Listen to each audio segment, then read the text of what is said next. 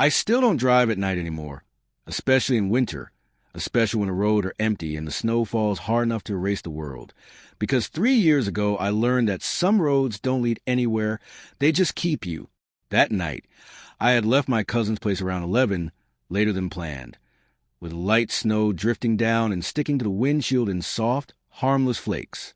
The highway was quiet, almost peaceful, and my headlights cut a narrow tunnel through the darkness, illuminating frozen trees packed tightly on both sides like they were closing in.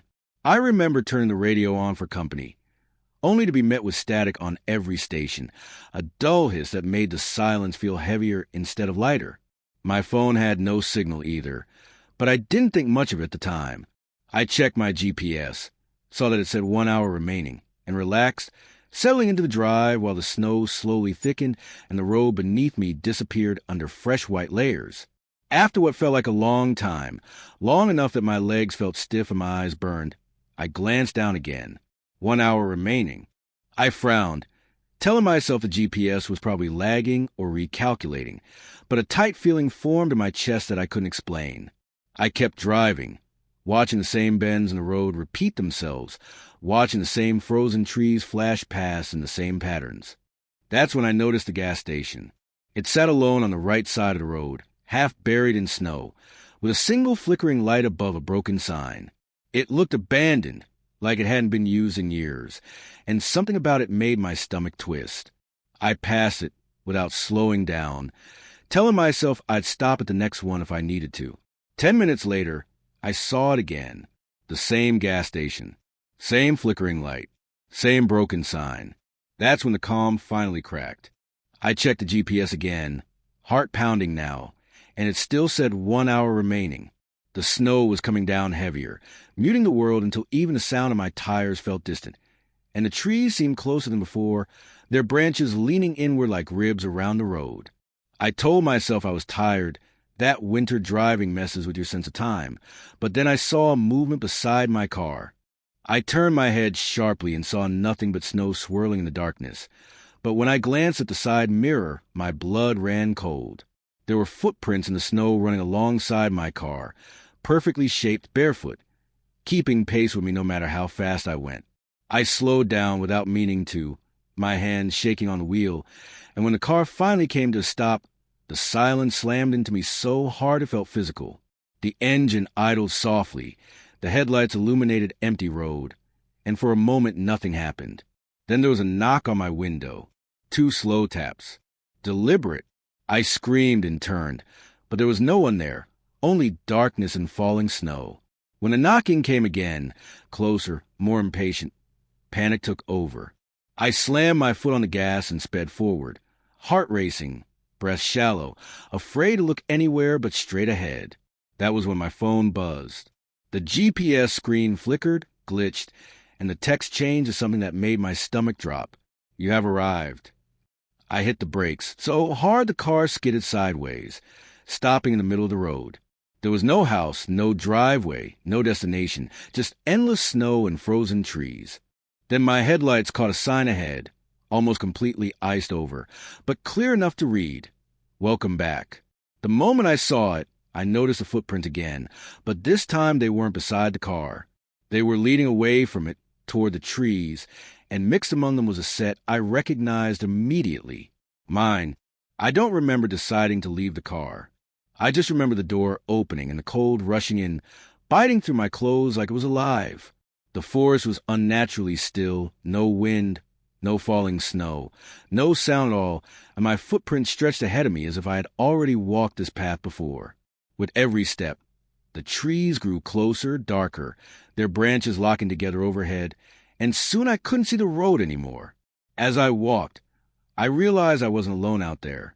Other footprints appeared in the snow, some large, some small, some barefoot, some dragging, as if dozens of people had walked the same path before me, all heading in the same direction. Then the voices started. At first they were faint, like wind slipping between branches, but slowly they became clearer, whispering from all around me. People murmuring about being tired, about stopping for just a moment, about the cold not hurting anymore. The sound crawled into my head, mixing with my thoughts until I couldn't tell which ones were mine. I tried to turn back, But when I looked behind me, the forest had closed in completely. There was no road, no car, just trees. The clearing came suddenly. One moment I was surrounded by trunks and shadows, and the next I was standing in a wide open space filled with snow-covered vehicles. Dozens of them. Old cars, newer cars, trucks, all frozen where they had been abandoned. Some with doors hanging open, some with lights still faintly glowing beneath layers of ice. In the center stood the gas station, perfectly intact now, its light flickering patiently, as if it had been waiting just for me. That's when I understood. The road didn't loop. It collected. It gathered people who were alone, tired, driving too long in the winter dark. It didn't trap you by force. It convinced you there was nowhere else to go. I woke up in a hospital 2 days later. They told me I'd been found unconscious in my car, on a closed highway, miles from where I said I was driving. They said I must have been disoriented. That winter conditions can play tricks on the mind. They said there was no gas station, no clearing, no footprints, and no sign. But they couldn't explain why my car was warm, or why the engine had been running, or why the road had been empty for hours except for me. Even now, years later, winter still brings it back. My radio turns to static when I drive at night. My GPS glitches when the snow gets heavy. And once, just once, I passed a gas station with a flickering light that shouldn't have been there. Sometimes I wonder if I really escaped at all, or if part of me is still standing in that clearing, waiting for the road to bring me back again. Because winter roads are patient, and if you drive long enough, eventually they decide you belong to them. I never planned on staying at that motel, but winter doesn't care about plans. And that night the storm came down so hard and fast that the road simply disappeared in front of me, swallowed by white, forcing me to pull off at the first sign of shelter I could see, which turned out to be a small roadside motel sitting alone beside the highway, its sign buzzing weakly in the snow like it was struggling to stay awake. The parking lot was almost completely empty, just my car and one other vehicle buried so deep under snow that it looked abandoned. And when I stepped inside the office, a bell rang even though I hadn't touched anything. The man behind the counter looked old, pale, and tired in a way that felt deeper than age, like winter itself had been living inside him for years. And when I told him I just needed a room until the storm passed, he slid a key across the counter without asking for my ID and said something that didn't register at first. Something quiet and flat, like a rule that had been repeated too many times to matter anymore. He said, "If you hear knocking tonight, don't open the door, no matter what it sounds like." I laughed nervously, thinking it was some kind of joke, but his expression never changed. And that's when I noticed there were no clocks in the lobby, no television, no radio, and no sound from outside at all, not even wind. My room was at the far end of the building, and the hallway felt longer than it should have been, the carpet damp and cold under my shoes, the lights flickering like they might give up at any moment. Inside the room, everything looked normal enough at first, bed, desk, bathroom, window facing the parking lot. But the silence was heavy, pressing against my ears until I turned on the TV just to break it, only to find that every channel showed static. My phone had no signal, which I blamed on the storm, and after a while I lay down fully clothed, listening to the muffled nothingness outside, until sometime after midnight I heard footsteps in the hallway, slow and uneven, dragging slightly like whoever was walking was exhausted or hurt. They stopped right outside my door, and for a few seconds nothing happened, until there was a knock, soft at first, then a little louder, followed by a voice so quiet and strained it barely sounded human, whispering, "Please, it's freezing out here." I sat up in bed, heart racing, every instinct telling me to open the door, to help, to do something, but the old man's warning echoed in my head, and I stayed completely still, barely breathing. The knocking continued, growing slower, heavier, like the hand on the other side was getting weaker, and the voice changed, no longer pleading but confused, asking why I wasn't answering, asking if I was asleep, asking if I could hear it breathing. At some point, the voice stopped sounding like one person and started sounding like several, overlapping, whispering from right outside the door and from the walls and from the ceiling, until I pressed my hands over my ears and squeezed my eyes shut, telling myself it was just a storm, just exhaustion, just fear. When the knocking finally stopped, the silence felt worse than the noise had, and I didn't sleep at all that night, just lay there staring at the door, waiting for it to happen again. Morning came without light. The sky outside the window still gray and snow-choked, and when I opened the door, the hallway was empty, but deep scratch marks covered what around my handle, long and jagged like fingernails dragged again and again in desperation. I packed my things in a panic and went to the office to check out, only to find it empty, dust covering the counter, the bell rusted and silent, the guest book filled with names dated decades apart, all written in different handwriting, but ending on the same date, today. When I stepped outside, the parking lot was untouched, smooth snow stretching in every direction, no tire tracks, no footprints. And when I turned to look back at the motel, my room door was open, even though I knew I closed it. And for just a second I saw a shape standing inside the darkness, watching me leave, patient and still, like they already knew I wouldn't get far. The road eventually reappeared, and I drove until the sun was fully up.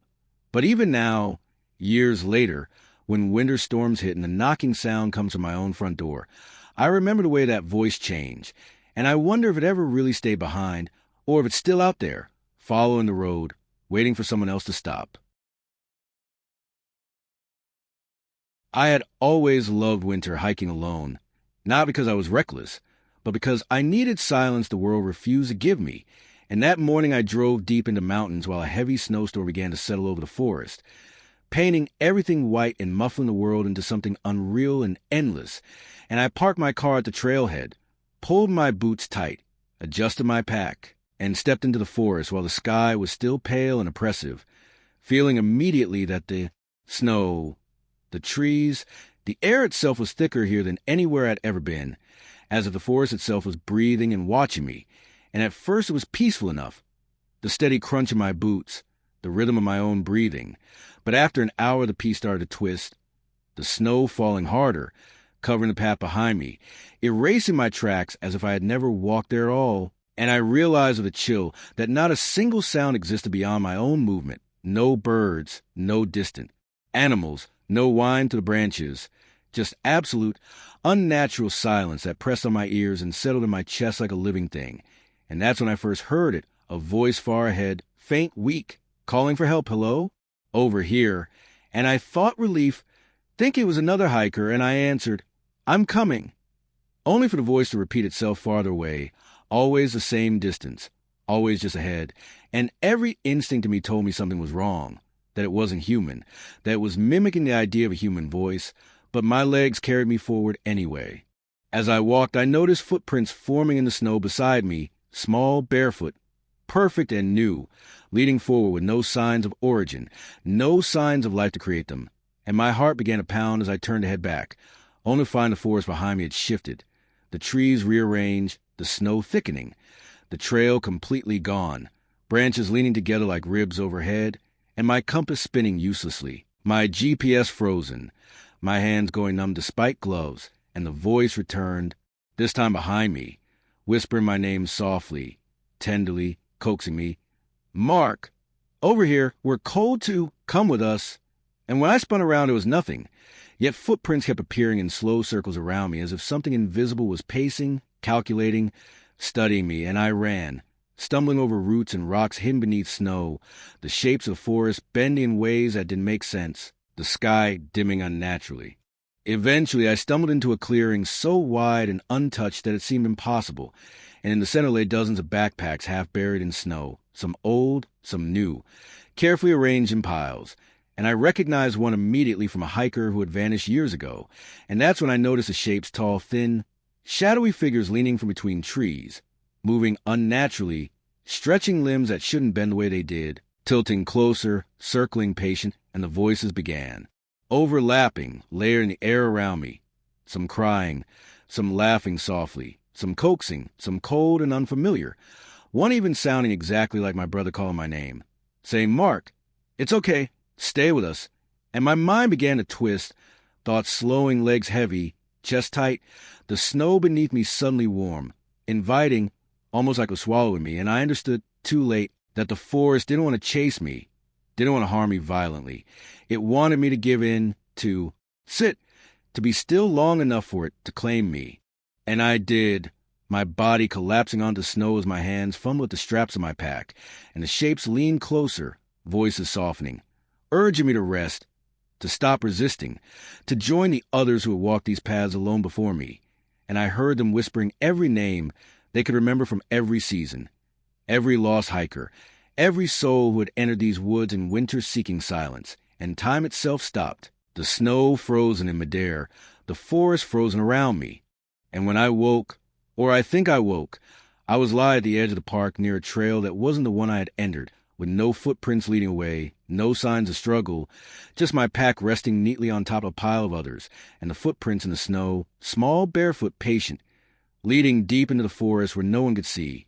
And to this day, whenever I drive in winter or hear the wind through trees, I swear I hear voices calling softly, human enough to recognize, always inviting, always patient, and I know the forest is still waiting, still gathering, still following anyone who dares to be alone in the snow, because silence is not empty here. It's alive, and it remembers. I had thought the cabin would be a safe escape, a haven from the world, but as soon as I stepped inside, the warmth and pine smell did little to calm me. The shadows in the corner seemed too deep. The floorboards creaked even though nothing moved, and outside, the snow was falling thicker now, muffling the world and turning it into a silent, white void. And at first I read, sipped tea, tried to convince myself that it was just the isolation and my imagination. But then came the first sound, soft scratching at the window, like fingernails over glass, hesitant, careful, deliberate, and my heart jumped as I realized it was rhythmic, moving across the walls and windows in a pattern that didn't match the storm. And I froze, listening as a whisper followed, low and measured, calling my name softly. Alex, come up.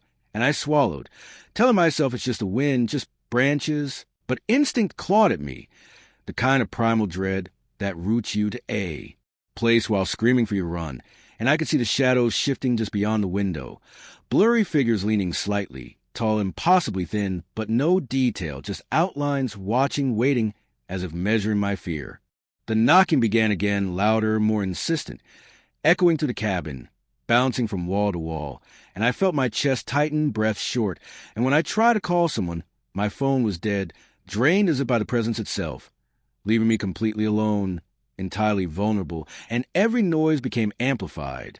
The wind rattling the chimney, the subtle groan of wood under the fire's heat, even my own heartbeat, all of it seeming to sync with the movements outside, movements I couldn't see, yet felt in the floor beneath me, in the air around me, circling, patient, almost intelligent. Then the snow outside began to shift unnaturally, forming footprints that appeared impossibly small, bare, moving in slow, circular patterns around the cabin. And I could swear the snow itself seemed to breathe, rise slightly, fall, and the shadows outside leaned closer, watching, studying, silent, while the whispers grew louder, layered, overlapping, multiple tones, calling, coaxing, demanding, and I could recognize some voices, familiar tones from childhood, from memories, and that realization made my stomach drop. These weren't random. They were feeding off me, counting on my terror, my isolation, my fear. I backed into a corner, shaking, too afraid to move, and the knocking escalated into bangs, deliberate, urgent, not a single second between, as if the cabin itself were pounding, demanding, try to push me toward the window, toward the snow, and the whispers became a chorus, singing, coaxing, soft and terrifying, "Come, stay with us, never leave." And I could feel the temperature drop further, ice forming inside the cabin, frost creeping along the floorboards, handprints appearing on the windows from the inside, sliding downward slowly, almost as if they were pressed by unseen hands. And I tried to run, tried to open the door, but the cabin seemed bigger than it had been, walls stretched. The space rearranged itself subtly, disorienting, impossible, and the snow outside was no longer just snow. It became shapes, twisting, forming humanoid outlines that vanished if I looked directly, but just beyond my vision they lingered, patient, stalking, waiting, and the fire flickered.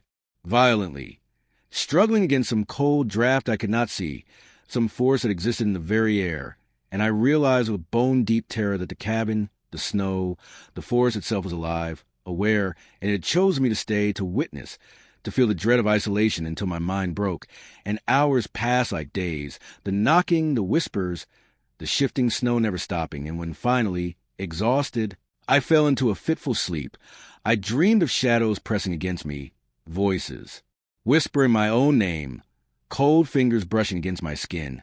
And when I woke, light barely breaking through clouds, the snow outside was pristine, the footprints gone, the shadows vanished, but I knew they were still there waiting, always waiting, for the next person to enter, for the next one foolish enough to think solitude in the snow was safe.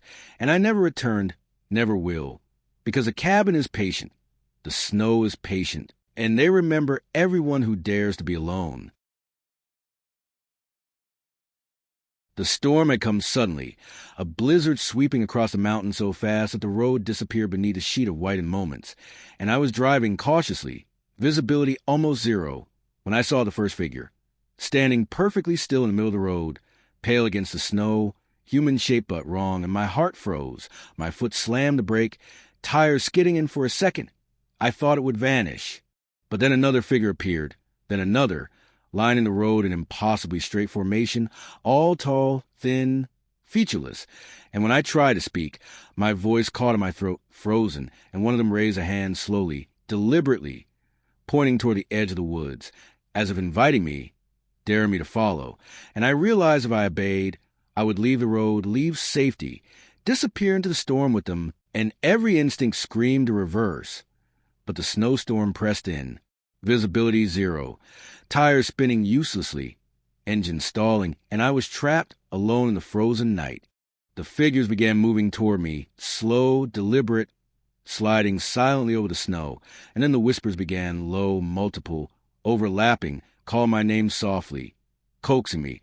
Familiar tones I recognized, alien tones I could not, repeating in unison, "Come with us, stay, follow, never leave."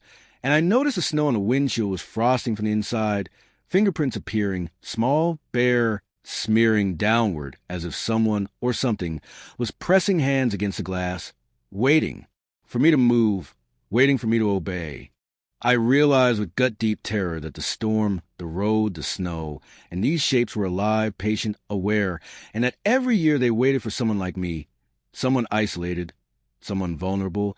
And as I sat frozen, unable to move, the figures advanced in impossible silence, sliding through snow that made no noise, surrounding the car, leaving me no escape.